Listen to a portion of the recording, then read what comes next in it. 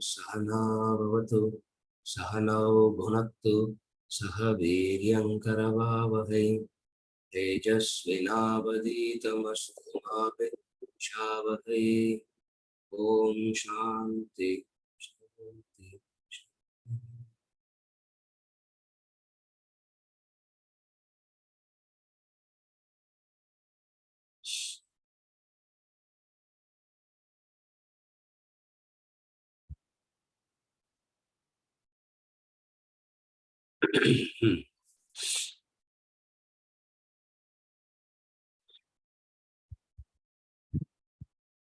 Till now, we have seen the 4 types of attachments: wealth, women, children, and religion. Attachment to wealth, because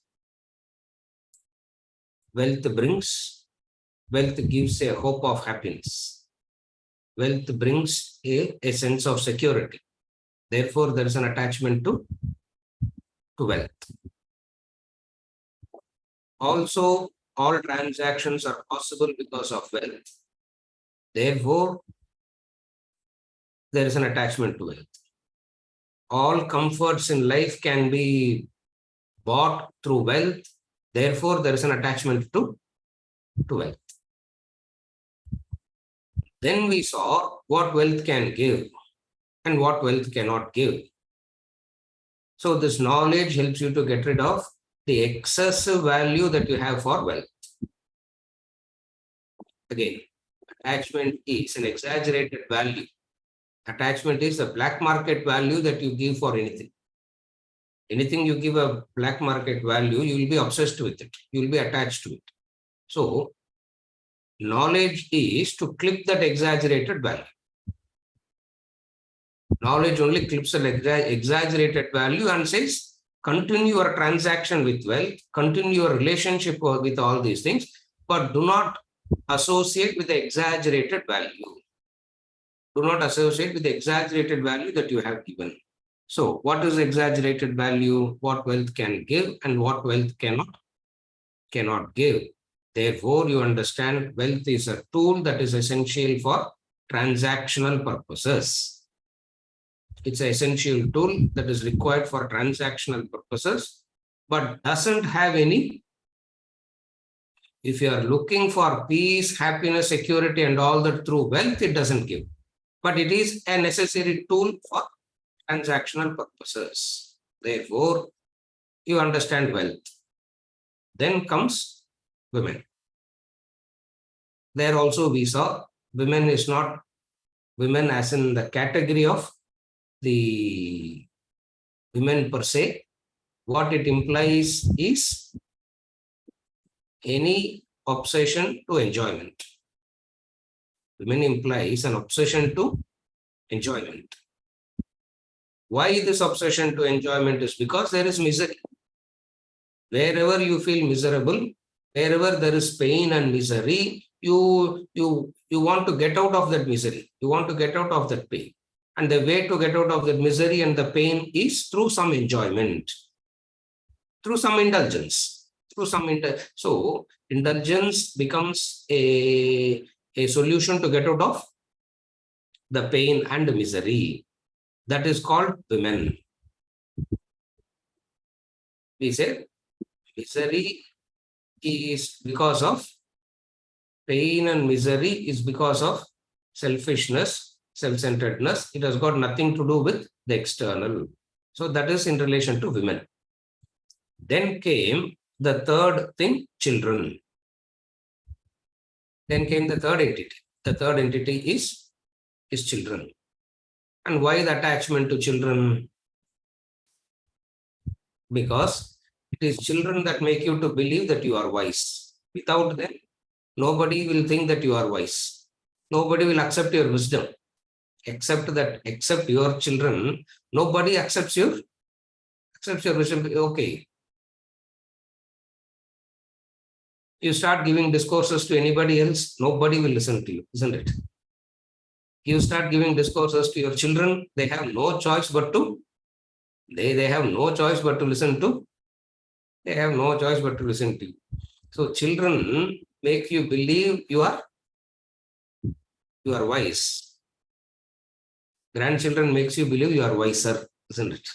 That's the only difference. So, what is children? What is this attachment to children? Possessiveness over children? The attachment, possessiveness over children is such that is that where you believe that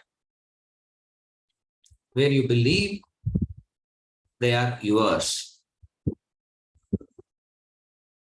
It is so convincing that they're yours. You want to own something. The mind always want to claim ownership over something. Something it will want to say exclusively mine, where others have no access.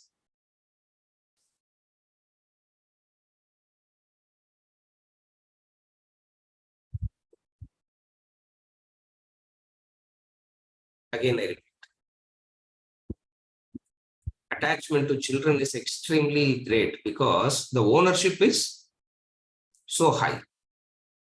Rest of the things you can't claim that kind of ownership that you can claim over the children. So therefore, attachment to children. Finally, we were discussing attachment to religion. That's where we were last. Attachment to religion. Of all the attachments, this attachment to religion is the worst. Because all your teachings is based on this attachment. All your education to your children is based on this attachment. The entire way with which you live life is based on this religion. Therefore, it is very important to understand what is attachment to religion.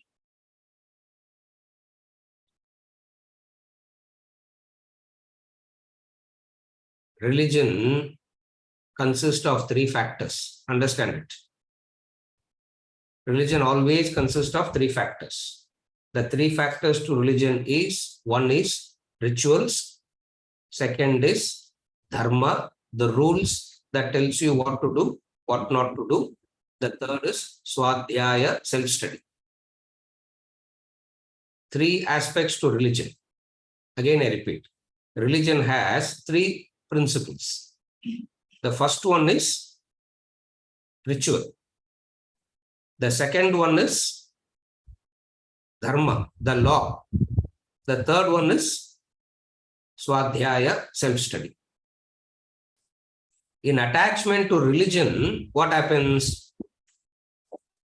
The third component will not come into play at all. Self-study will not come into play at all. And a human being will be very fanatic to a set of ritual and a set of law. A set of principle they will get fanatically attached to. A set of ritual they will get fanatically attached to. And they believe that fanatic attachment to that ritual and the fanatic attachment to a set of rules and regulation itself is religion. And they keep, not only they get conditioned themselves, they go around conditioning others also. And make others feel guilty that if they are not doing it. So swadhyaya as a religious practice is forgotten. Where there is no attachment to religion, swadhyaya becomes an integral part of religious life. So first thing that you got to understand, what is religious life so that you get out of that attachment to religion. Last week we saw what all attachment does, all that. Now what is proper religious life means? Proper religious life means, that's why he says religion has core. The kernel, the philosophy is the core that is attended to by swadhyaya. The periphery is the ritual. Between the periphery and the core, in between lies dharma. Dharma is a code of conduct. We'll see all three so that we know how to get rid of our attachment to religion. So, a religious way of life implies three aspects, three components. The first one is ritual. Why do we need rituals and festivals? Can we not directly associate with God without having an external aid of rituals? Why do we need all this? We can straight away associate with God. No, without invoking all this. All religion says it is impossible. Why? To remember God, to associate with God, you need a relationship with God. And rituals is the way by which you develop a relationship with God. Rituals is the way by which a relationship with God is developed. Able to follow? Flag hoisting is a ritual. Correct? Flag hoisting is a ritual. That ritual of flag hoisting makes you associate with what? With the nation, the patriotism. So, more you associate with the flag, more patriotism, more you become patriotic. Are you able to follow? Without rituals, okay. Even worldly relationships, how do you develop? How do you develop worldly relationship? We are all having a get-together, sir, today. Why? Why can't you love without a get-together? Why can't you have association without any of this? Why can't you have relationship with anybody without having a good morning greeting, good evening greeting? Why can't you have a relationship with any human being without a birthday, without wishing them, without getting together? Why? Rituals are needed because rituals is the way by which you develop a bondage, a relationship, a bond, not a bondage, a bond. Similarly, if you have to develop a relationship with God means what? What does relationship with God implies? Relationship with God implies remembering God. And how do you remember God? How do you remember the relationships? That is why we say we have to be very active in the group, sir, they say, isn't it? First, they will form a group. And then they'll say we have to be active in the group. எவ்வளோ Instagram post போடனாலும் யாரும் போட மாட்டாங்க, isn't it? Nobody is active in the group. ஏன்னா ரிச்சுவலே கிடையாது. Without any ritual, you can never develop an association. Without an association, remembrance will not happen. Are you able to follow the sequence? Therefore, first important aspect of religious life is a ritual. That is why he concludes by saying, even though ritualistic practices seems to be blind, it ought not to be eliminated. That's where we concluded last. It ought not to be eliminated. Why it ought not to be eliminated? You eliminate this, you are eliminating the possibility of association. And what is the way to associate? The only way to associate is, what is the way? What is the easiest way with which we develop association? Relationship. The easiest way we develop association is with khana, isn't it? Eating. We'll have a breakfast meet, we'll have a lunch meet, we'll have a dinner meet.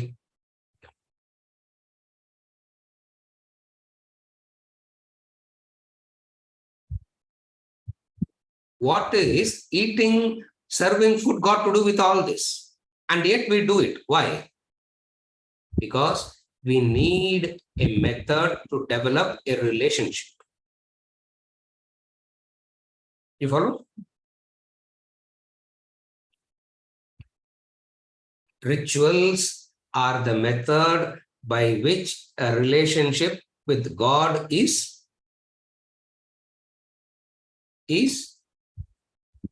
developed. Second, you need to show your emotions. You need to show your sentiments. You need to show your feelings. How do you show your feelings and emotions? Rituals is the way by rituals is a method by which your emotions and feelings are expressed. You have it, no. Sir, what is important is to have it, sir. Why express? But human beings need to express. Human beings cannot be without expression. They need to express. And what is the way to express? A ritual becomes the method by which we express it.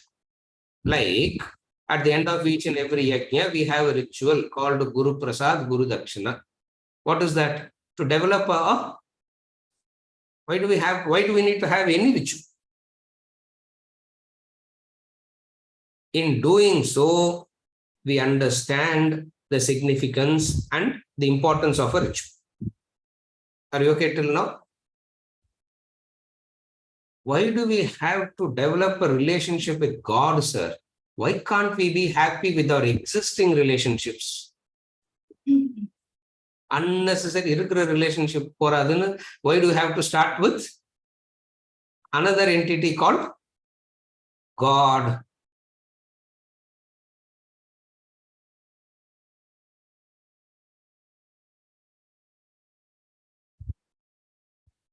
Relationship implies, what does relationship implies? Relationship implies seeking trust. Relationship implies seeking reliability. Relationship implies seeking a long association. That's what relationship implies. Are you able to follow? Why do we need to have a relationship? Because that's why they say at least we need to have one friend, no? Why? We need to interact. Human beings they can live only through interaction. As we go through the ups and downs of life, we want to share our ups and we want to share our downs, isn't it? Arjuna says in the Bhagavad Gita, Krishna, this whole war is a very difficult war for me, he said. Why? After winning, who will I show it? Who will I show off to? See, you build a house, correct? You build a beautiful mansion. And then you think, whom to invite for Graha Pravesha? You are sitting and thinking and thinking and thinking. You can't think of anybody whom you can invite. Or even if there are 4 or 5 people that you invite, no guarantee that anyone is going to come. What will be the value of that acquisition to you? What will be the value of that to you? You follow? Relationship is a psychological need, a necessity. And what are we seeking in that relationship? We are seeking trust, reliability, and if not everlasting, long-lasting. Correct? Huh? These are the things that we are seeking in a relationship. Are you okay till now? Why do we need relationship? Vijay. Now comes God. Idu enga kadaikum? Where you can find all these, where you can get all these? In God. Therefore, develop a relationship with God. Why? Because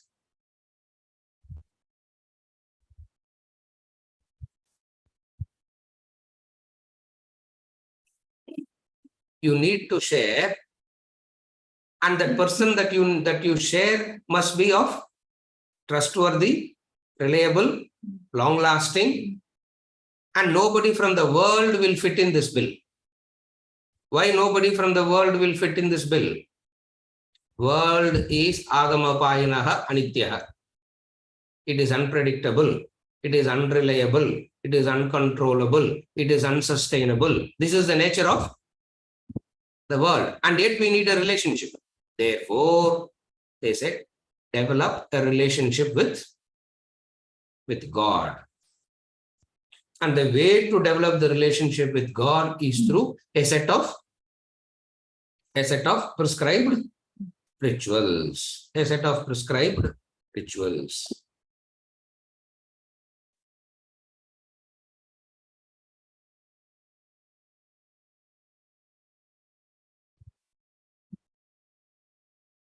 But sir, why do we have to follow the old set? Why can't I invent a new set? Why do I have to follow that somebody was following thousands of years back? Because at that time, sir, now society has changed, our lifestyle has changed. Therefore, those rituals become இந்த காலத்துக்கு அதெல்லாம் ஒத்து வருது இல்ல sir. Therefore, so everybody starts editing. Everybody edits, everybody cut paste. Are you okay till now? And what you edit and cut paste, you will be fanatic about, because your ego has played a role there. That is why we are always addicted to the rituals which you have cut paste, which you have edited. Vedanta comes and says, you don't do that edit and cut paste and all that, because you do not know the purpose, the meaning, the significance behind it. If you know the meaning, the purpose and significance behind it, you will simply follow it. You will simply follow it. Not out of a fanaticism, not out of anything, but a relationship with God. This is the first way of getting out of attachment to religion, ritual. And this is a very important aspect of religion. Rituals are the very important aspect of religion. Second aspect of religion is what we call as dharma, a life of values. Some people say, I don't believe in these rituals and all, sir, but I believe in a life of values. As long as I'm leading an ethical, moral life, I'm being religious, no? Why do I have to worship a God? Why do I have to worship a ritual? Why do I have to go behind a God? Why do I have to go to a temple? Why do I have to do all the rituals? As long as I'm நியாயமா இருக்கணும், sir. Religious life means what? Live a life of values. So second aspect of religion is dharma. And when it comes to dharma, it becomes a bit difficult to understand. It gets slightly deeper. So first aspect of religion is rituals. The second aspect of religion is dharma. There are many values. There are so many values that Shastras prescribe. Like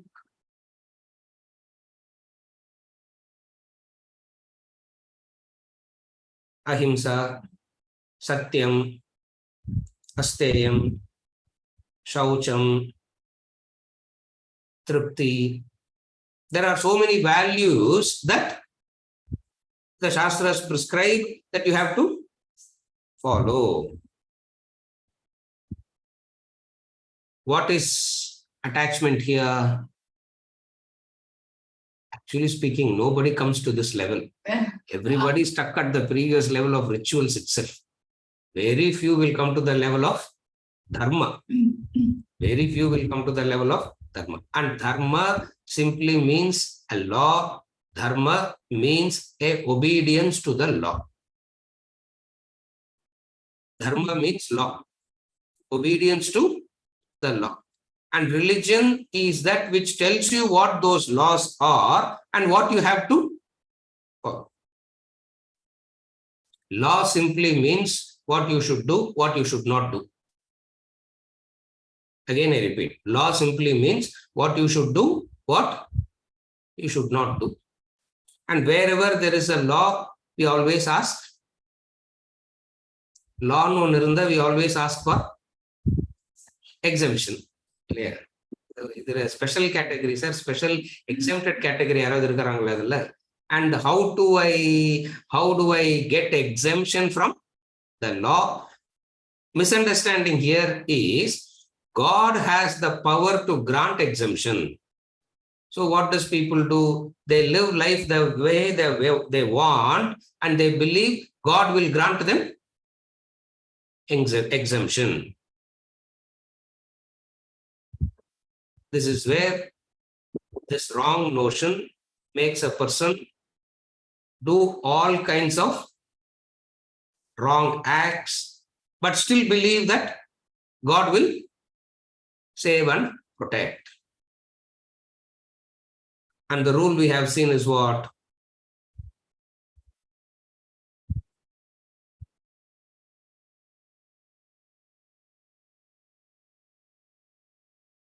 And what is the way to do it? We gave the simple guideline. What is the simple guideline? When another does something to you, what you do not want them to do to you, what happens to you? What happens to you? You get hurt. You are in pain. Correct? You get hurt. You are in pain. Similarly, when you do something to the other, which the other do not want, and it will cause pain to them. So what is religious dharma? What is dharmic religious life now? Not causing pain. Not causing pain. That's all dharmic life is. What we do not want others to do to us, we should not do to them, is a foundation principle of dharma. We have seen all this. We have seen this before. And what we have seen only, we keep seeing it again and again and again. ஒரே cinema தான் திருப்பி இல்லையா? New சினிமாலாம் கிடையவே கிடையாது. Part 1 part 2லாம் கிடையாது. அதே show, அதே script, அதே ஷோ, அதே characters, nothing changes.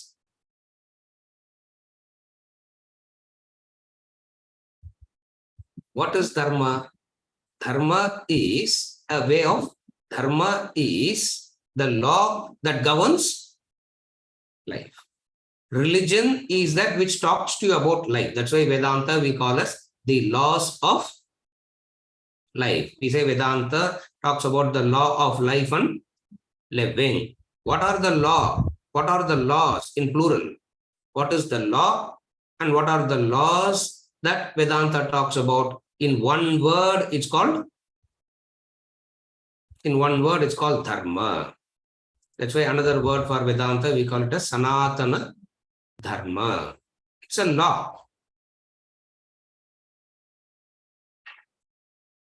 Finally, the biggest fallacy in thinking about law is, நான் மட்டும் law follow பண்ண என்ன சார் பிரயோஜனம்? Everybody must follow, no? புரியுதா Srikanth? Sir, law and all is correct. But me alone following it is of what use? Unless others also follow. Religious life says, you do not worry about whether others follow it or not. You follow. That is why religion is individual based. Religion is never society based. Religion is never society based. Religion is not a social organization. Religion is not a social entity. Religion is not a social club. Yeah, it's not a social club. It is individualistic. Purely individualistic. But sir, if I follow it and others are not following, what is the problem? Therefore, there's a very good justification for you not to follow. But then God is there to protect you anyway. No. So all that you need to do to seek that protection is what? Please God. And you misunderstand. Rituals are the way to please God. Are you able to understand the connection now? You will violate the law and you believe that you can still get protection by God. And if you have to get protection from God, you have to please God. And what is the way to please God? Follow the rituals, because it is very clear. That's why we have put very clearly what each and every God like, what each and every God dislikes, so that you know exactly how to please. You invite somebody home. What is the first question you will ask? Somebody home for meal. What do you ask? Now you have to ask what? Do you have any allergies? Do you have any allergies? Do you have any food allergies? And are you under any medication? So that I need to make accordingly, so that the other person is comfortable. You want to please the other, isn't it? Similarly, God also you need to ask, isn't it? What do you like? Ganesha will say, I don't like. Ganesha will say, I will not like murku, I will like modakam. You go to Krishna, Krishna will say, I like butter, I don't like modakam.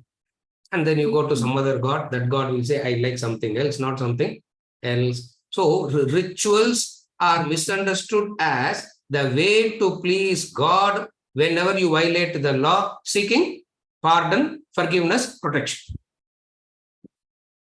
This is misunderstanding about religion.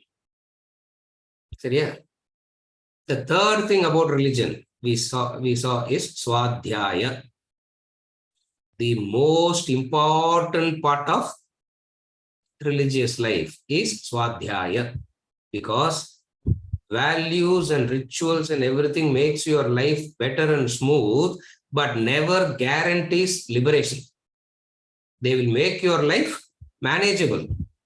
Rituals and values and all that will make you to live a manageable life, but it will never give you moksha, freedom. So swadhyaya is that which gives you total freedom. Why? Because it is swadhyaya, that is freedom from ignorance, knowledge.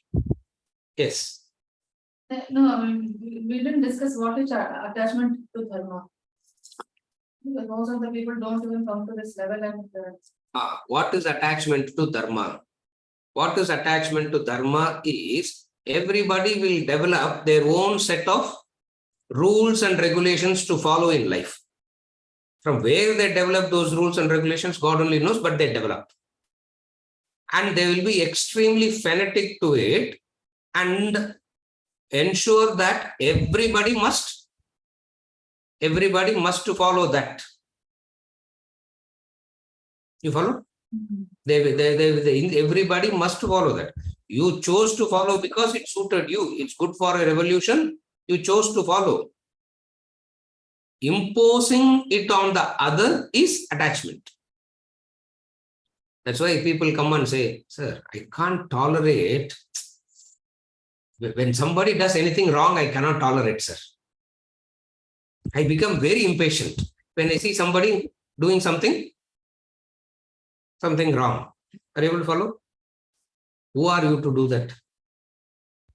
Who are you to become impatient? Who are you to become intolerable? You follow? You become the self-appointed custodian of everybody's conscience. And you start deciding who's right, who's wrong, what is right, what is wrong. You follow? You start deciding what is right, what is wrong. You start deciding who's right, who's wrong.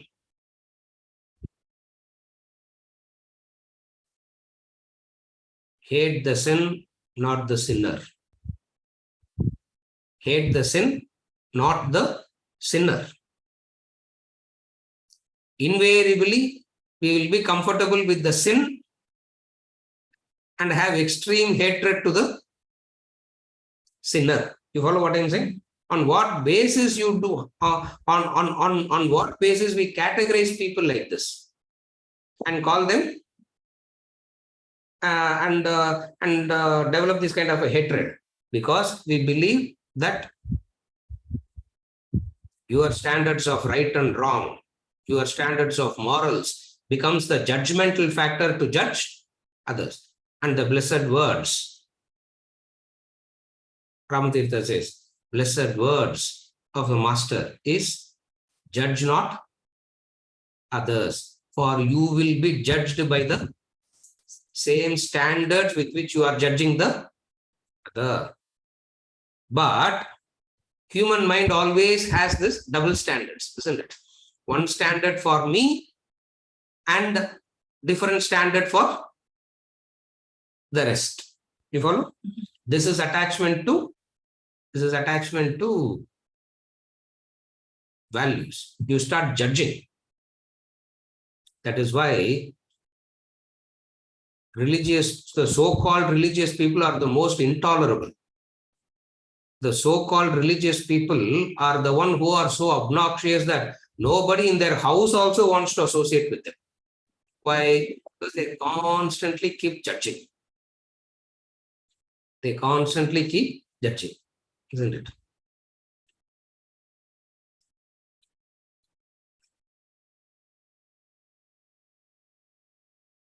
Have you ever followed that? Have you ever observed? More and more the person is believing that he has turned religious, more and more nobody wants to associate with that person. Why? Because they become judgmental. Correct. Moral policing.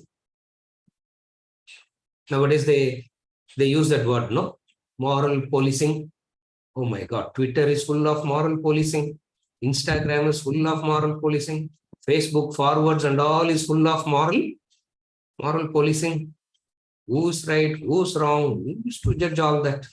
Who gave you the power even to decide all that? You follow? You want to become the reformer. And it is so nice to become the reformer, isn't it? It's addiction to the highest. When you sit and give a discourse like this, yeah, and people call and say, extra or into thittungo sir, paravalle. Shankar, why are you திட்டும்போது ஏன் sir உங்களுக்கு அப்படியே அந்த கோவமே வராம why are you scolding? Can you scold? Can you get angry and unscold? You follow? We start enjoying that addiction. That's attachment to religion. What is that addiction? Which is the supreme most addiction, which is the subtlest addiction, sitting in judgment over who's right, who's wrong, what is right, what is wrong, who is good, who is bad. Judging another is attachment to religion. You follow? That's why in the last week we said, you shout at somebody, you will feel bad, guilty. You murder in the name of God, religion, you will not feel guilty at all. Why? Because the moral and ethical value that you bring into that, the morality that you bring it to yourself, makes you to believe that. Are you okay till now? Is it clear?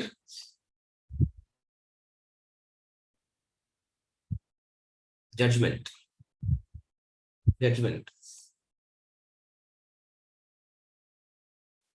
Remember the episode, Jesus Christ and Mary Magdalene. Maurice Maeterlinck's quote, forgiveness is the fragrance that the violet releases when the foot crushes it. Otherwise it is always judging. Otherwise sitting and judging people all the time, making them more and more, making them feel bad, guilty. Are you okay?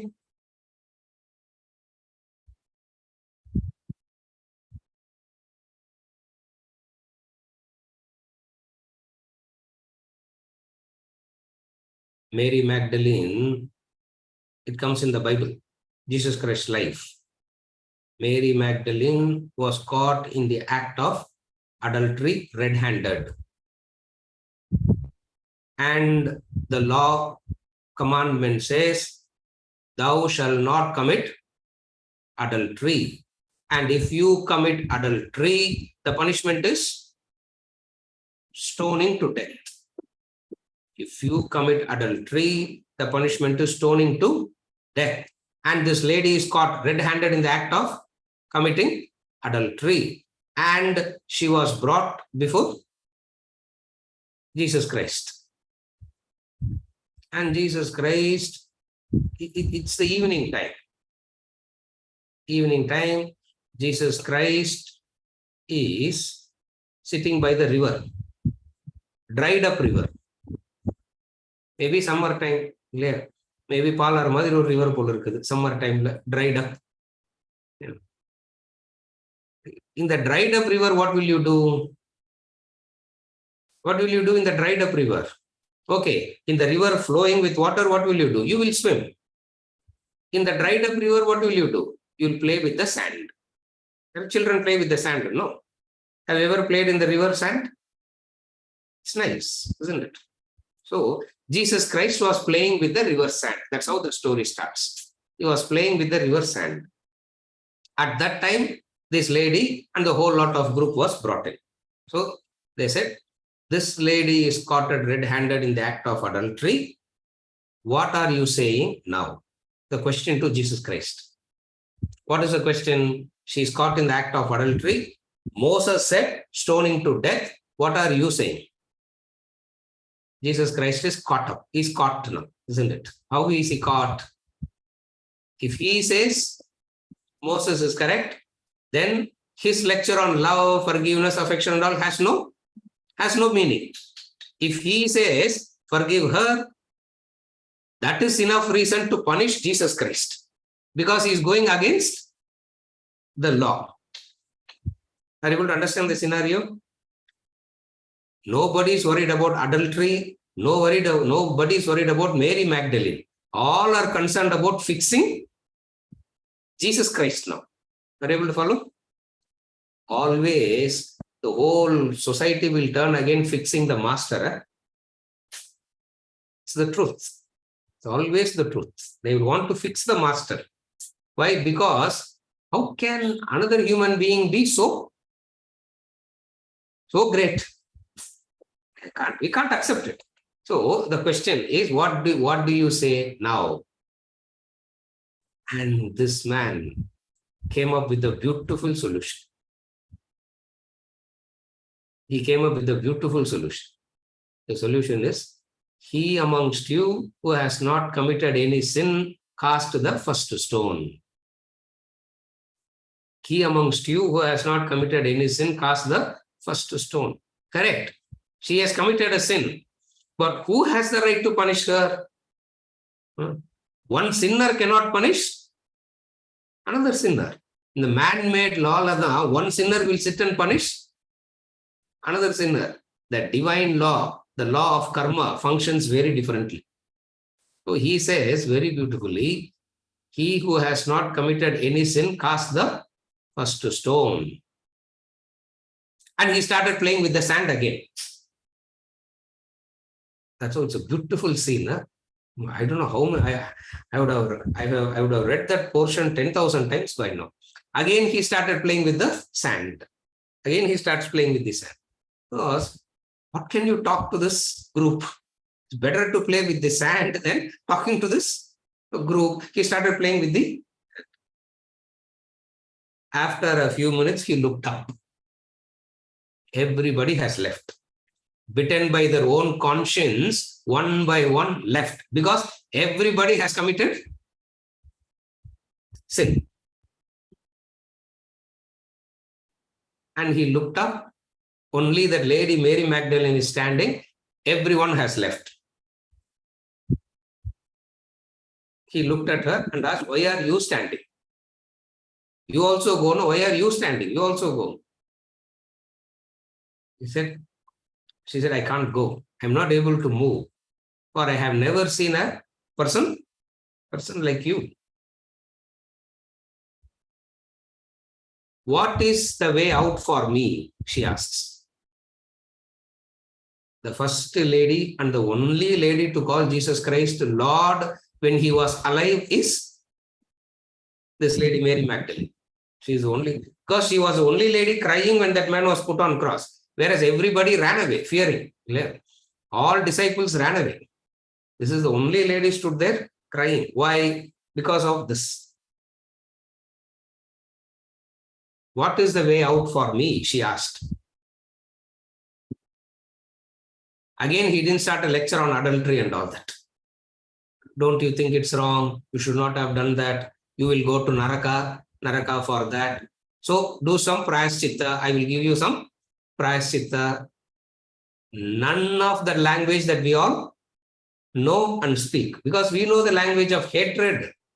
He knows the language of love. And what did he say? If you think you have committed sin, sin no more.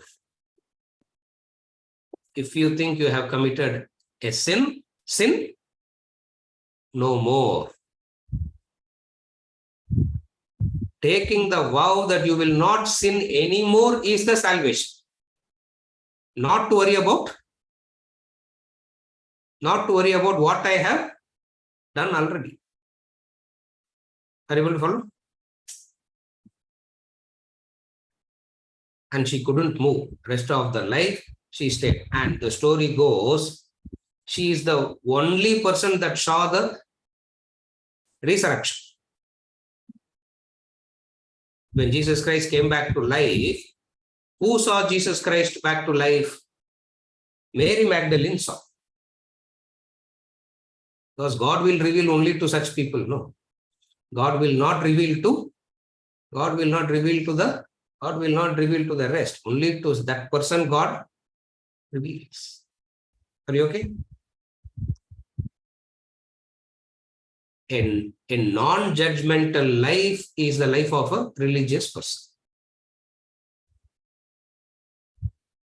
Rules and regulations are for you to follow, not to use it as a standard to judge others. So yeah, this is attachment to values. You become critical, you become judgmental, and that's it. That's why we are all worried about talking to anybody, no? See, why are we so concerned about opening up and talking freely to anybody? What is the fear? Even to the near and dear also you have to wear a mask, no? Why? Even to the near and dear, why do you have to wear a mask all the time? Because of the fear of being judged. Because of the fear of being judged. You are constantly being judged, and this being judged is very excruciating. This is the wrong approach to religion in terms of attachment to dharma. Are you okay? The third one is Swadhyaya, which we all know. Or that's what we are told to do every day.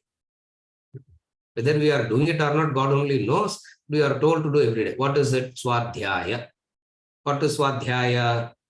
Swadhyaya is a scriptural study.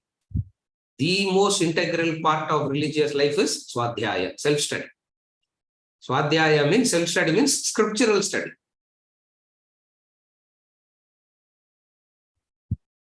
Why this is the most integral part? Because a life of rituals and morals will make your life smooth, will make your life manageable.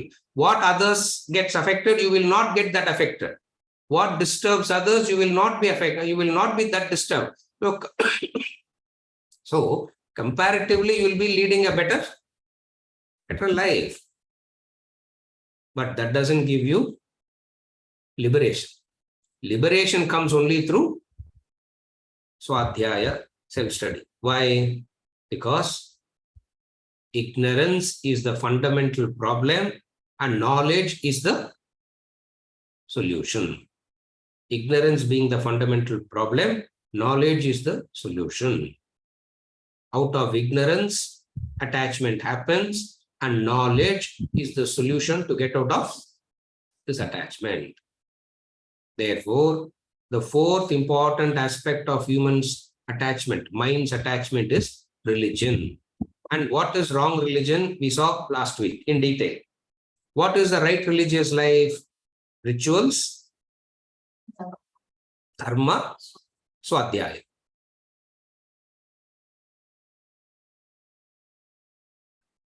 Rituals, dharma, swadhyaya. All three has to be integrated. One cannot be sacrificed for the other. So when all three are integrated, that person is leading a proper religious life, and that proper religious life is the way to get out of attachment. So religion, which has come to help a person to get out of attachment, itself has become the cause for greatest attachment. The irony of it, the paradox of it. The paradox of religion that is supposed to bring you out of attachment itself causes maximum attachment. Therefore, we have studied the four aspects of attachment: wealth, women, children, and religion. Now we will read the antivirus. Antivirus and intellect and intelligence. Two topics, we will read it together. Antivirus.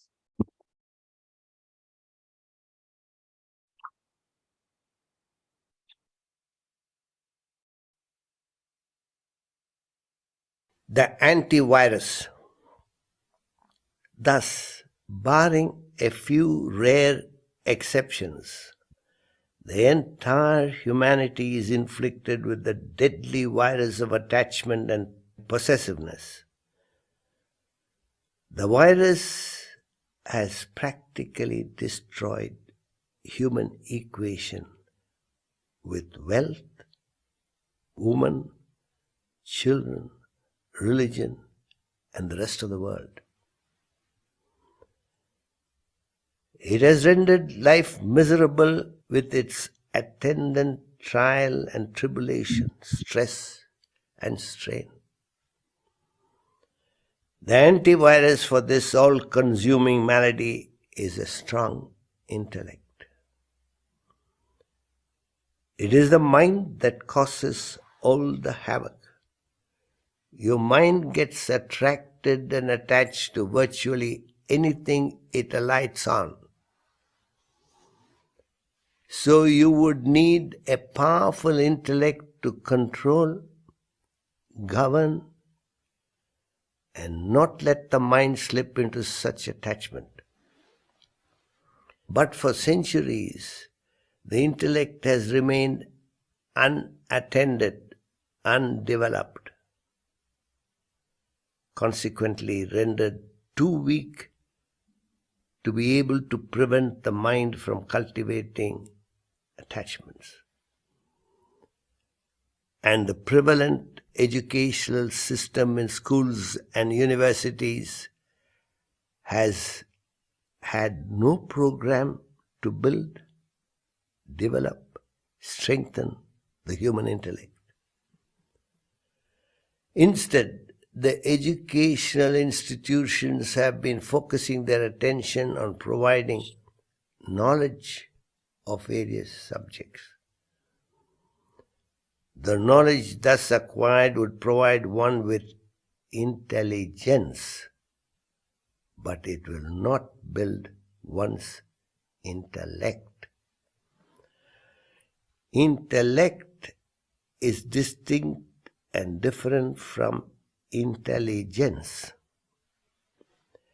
The educators, teachers, parents do not seem to be aware of this vital difference.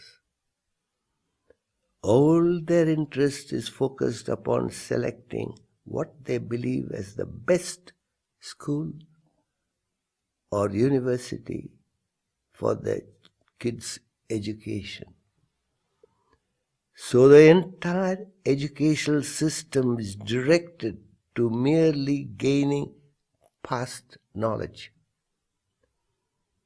There is no thought or attempt at building, strengthening the intellect. Consequently, the mind remains predominant everywhere, and the trait of attachment runs through every family. The children grow up with this malady, and they in turn pass it on to their young ones. Thus, the virus of attachment and possessiveness has corroded, demolished the human race. Notwithstanding all the damage done, human beings remain incognizant of their behavioral pattern. And there is no attempt to investigate the damage. The intellect continues to remain weak, while the mind freely indulges in the world to develop a wide range of attachment and possessiveness. Intellect versus intelligence. The educational bodies are solely engaged in providing students with mere information, knowledge laid down by predecessors, which furnishes students with sheer intelligence. No more. Intelligence, no doubt, is necessary to make a living, but it is not to be acquired at the expense of building the all-important intellect. The external pressures, more so from parents, compel the young to gain just different branches of knowledge. Thus, following the trend set by predecessors, the youth woo the educational institutions.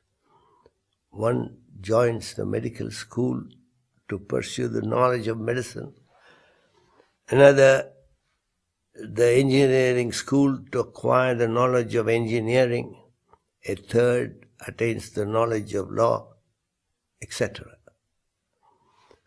All these knowledges imparted by various schools can provide one with intelligence, but not strengthen the intellect. Even the pioneers of education have failed to understand the distinction between intellect and intelligence.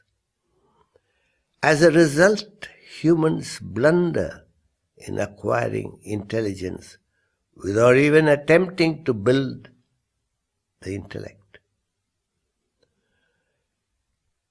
Intelligence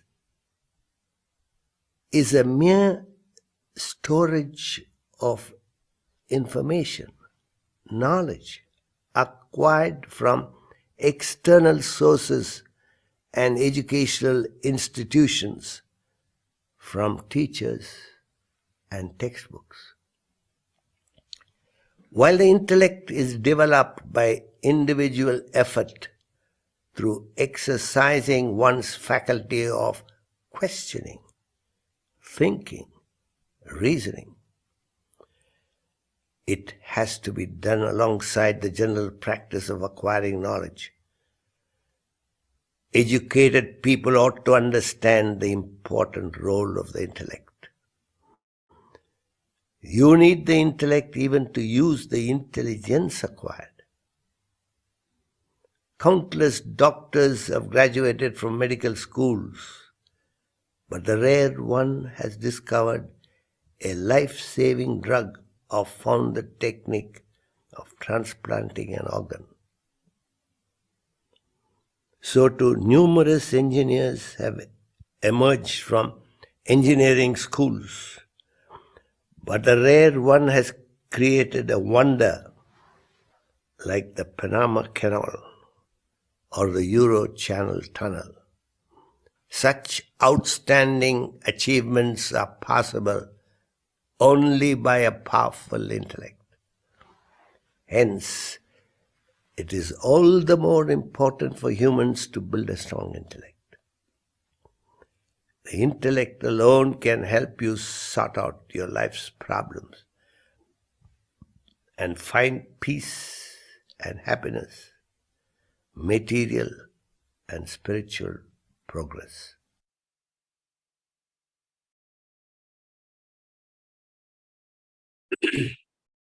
Having said what the attachment is, the antivirus now. This is the problem. Now comes the solution.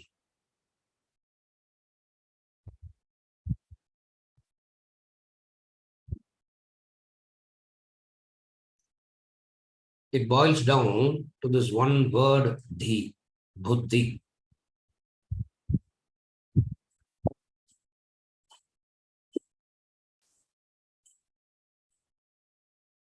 Buddhi in Sanskrit, English, it is intellect.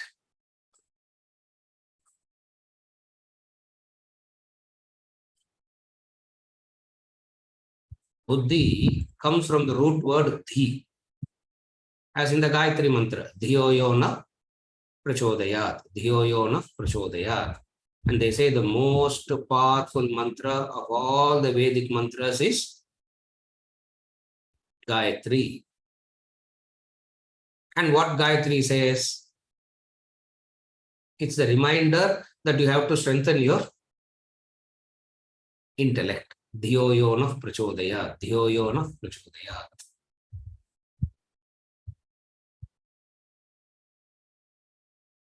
Luminous, penetrative, revealing, as opposed to darkness. Again, I repeat, intellect means, dhi means luminous, penetrative, revealing, as opposed to darkness.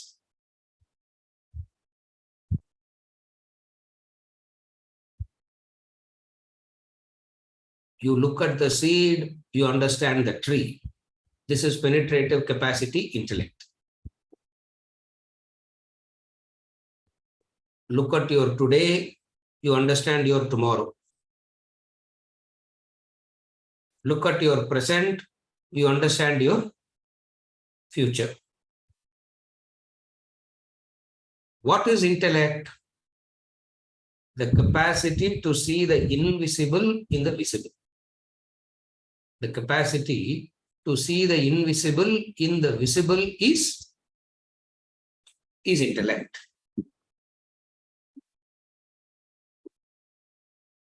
Distinct and different from that is intelligence. To understand intelligence and intellect as two different entities, we need to know what intellect does. Intellect, I defined what intellect is, penetrative capacity. Are you okay? Now, intellect as an instrument. What is intellect as an instrument? Intellect as an instrument is an impartial assessing factor. An impartial discriminative function is intellect as an instrument. Why? Because knowledge in itself is pure discrimination. What is knowledge? It's a simple discrimination. Simple discrimination means uninfluenced by emotions and feelings, uninfluenced by likes and dislikes. It is implied. You need not repeat it, but we keep repeating it. It is implied in that. So, intellect, what is intellect? Penetrative capacity. Now, there are two instruments, mind and intellect. What is intellect as an instrument? Intellect as an instrument is an impartial discriminative function. Because knowledge in itself is pure discrimination.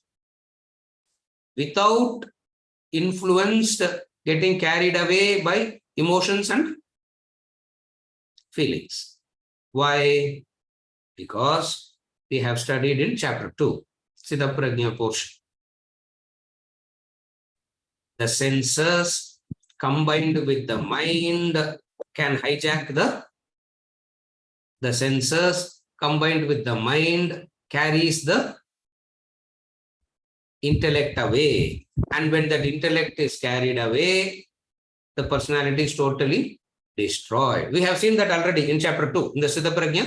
The Siddha Prajna portion, we saw that already.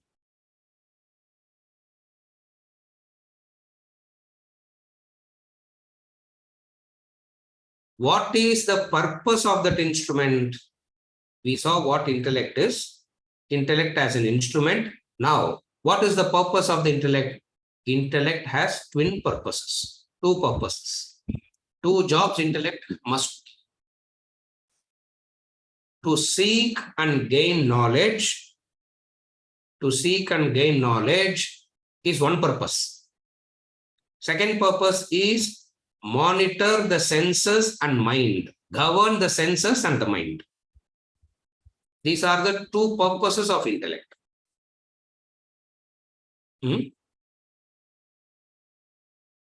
Seek and gain knowledge implies ignorance. You do not know it, so you have to seek and gain knowledge so that you gain freedom from ignorance. When exaggerated value is placed only to seeking and gaining knowledge, that part of it is intelligence, and that itself is not intellect. That is one part of intelligence. That is one part of intellect. What? To seek and gain knowledge. But all the human endeavors is so limited to seeking and gaining more and more knowledge. For what purpose? Not to govern the senses, not to control the mind. You seek and gain knowledge. For what? You seek knowledge, you gain knowledge. For what? Of course, sir, to make life better. For whom? For whom? Obvious, sir. இதெல்லாம் ஒரு கொஸ்டினா இவ்வளவுலாம் பேசுறேன் இது கூட தெரியாதா? It's so obvious. For whom? For oneself. For oneself. That is intelligence. But that is not the only purpose of intellect. The other purpose of the intellect is so completely neglected that the intelligence is becoming destructive. Because of the other portion of the intellect not being taken care of at all. What is the other portion of the intellect? What is the other purpose of the intellect? To control the mind and control the senses. If you are not aware of this, the mind and the senses combination will use the wonderful faculty of intellect, reducing it to a mere intelligence to fulfill its demands. That is where today the entire education system is centered around acquiring intelligence, and you find we have seen that already. Yeah. Literate. Somewhere in the past, in one of the sessions, we gave that. Illiterate, unintelligent, depressed human being. Who are the human beings of today? Literate and depressed. Illiterate suffering is understandable. Why literate has to suffer? Literate is also suffering. Why? Because the another purpose of the intellect, which is to gather knowledge of world, life and living, to monitor the mind and control the senses, is not at all applied.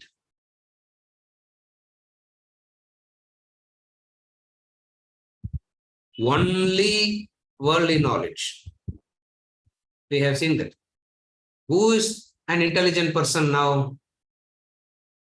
Who's an intelligent person? If you have to define an intelligent person, you can say intelligent, illiterate, agitated, depressed. Who's an intelligent person of today? Who's the well-educated human being of today? First, very intelligent, very smart. No, what smartness, sir, these people are having nowadays. Correct. Intelligent. Naturally, the next question that you will ask is, intelligence must be followed by a few things, isn't it?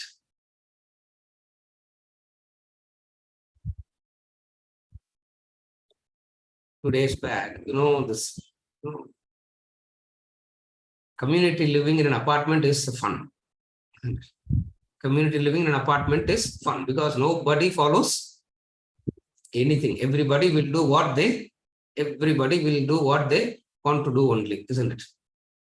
And then suddenly a few unselfish people will wake up in that community and they will form an association, welfare association. The moment they become members of the welfare association, they become more agitated than before, isn't it? Shankar, correct? Huh? They become more agitated. Everybody in this building is so educated, sir. Why are they behaving like that? For which I said, university la enna solli kodutanga? University la what are they supposed to teach in the university? Duct la kuppa poda kodadunu which university will teach you? University will teach you what? If you go to architecture, they will teach you architect. If you go to medicine, they will teach you medicine. If you go to economics, they will teach you economics. But where will they teach you? Don't, from the 10th floor balcony, don't throw dirt into the 8th floor balcony. Who will teach you that? Which college you will have it as a syllabus to expect? Why are educated people behaving like this? Frida, Kolatur. Educated people will behave like this only. Why?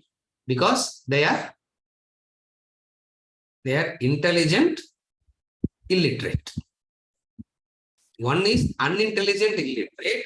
Another is intelligent, illiterate. In the rendithile, who are more dangerous? The intelligent illiterates are more dangerous because they will simply not listen to anybody for anything. Because they know everything. At least the unintelligent will say, will go. These intelligent people are the most.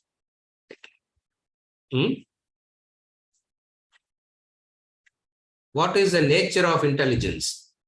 Whether you accept it or not, the law doesn't change.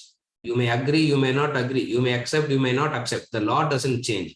Intelligence means cunning, manipulative, exploitive. Intelligent is cunning. Intelligence manipulates. Intelligence exploits.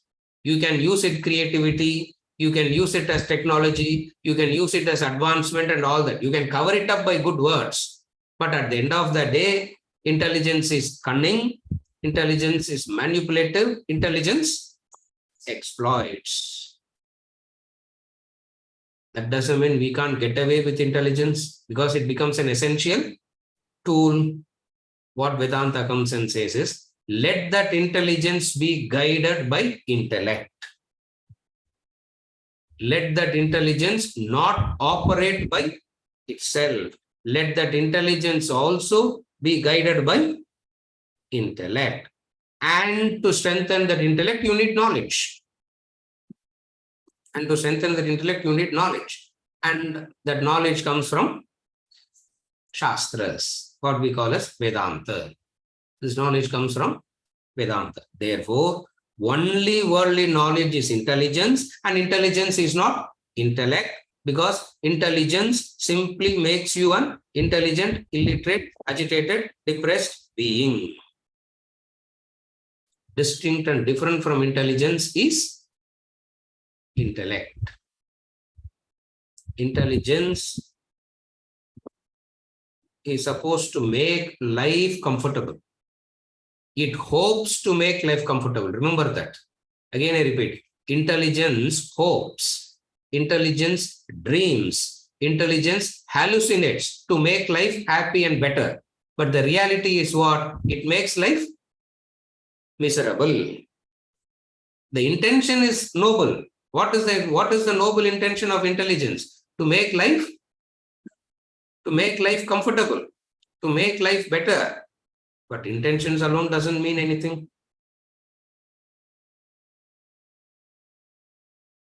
What was life 100 years back? What was life 200 years back? And what is life today? Somebody who has lived 200 years back, if they were to come alive today and look at us, what will they say? நான் இருக்கிற ஸ்வர்கால கூட இவ்வளவு facility இல்லப்பா, அங்க கூட 4G, அங்க கூட இன்னும் 2G 3G தான் இருக்குது, இங்க 5G எல்லாம் வந்துருச்சு, 6G எல்லாம் போயிட்டாங்க எங்கேயோ. Isn't it? What a world that you are living in. How happy you all should be. Correct? That's what that fellow will say.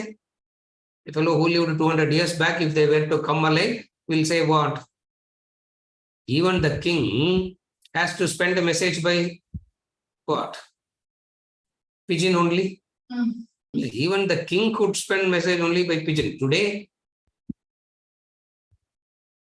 2-3 phone வச்சிருக்காங்க எல்லாரும். Isn't it, sir? This is only for the family.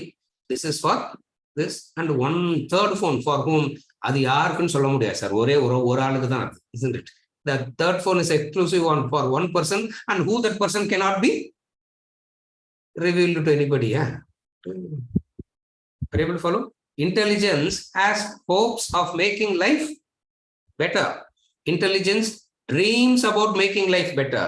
Intelligence hallucinates about making life better. In reality, it is intellect that makes life. Therefore, the distinction between intellect and intelligence. The antivirus is intellect, and intellect must be distinguished from intelligence. Seriya? With this, we conclude for today, and we'll continue with this intellect and intelligence next week also. There are something more to be discussed on this, so we will continue with this. Intellect is not intelligence next week. With this, we conclude for today.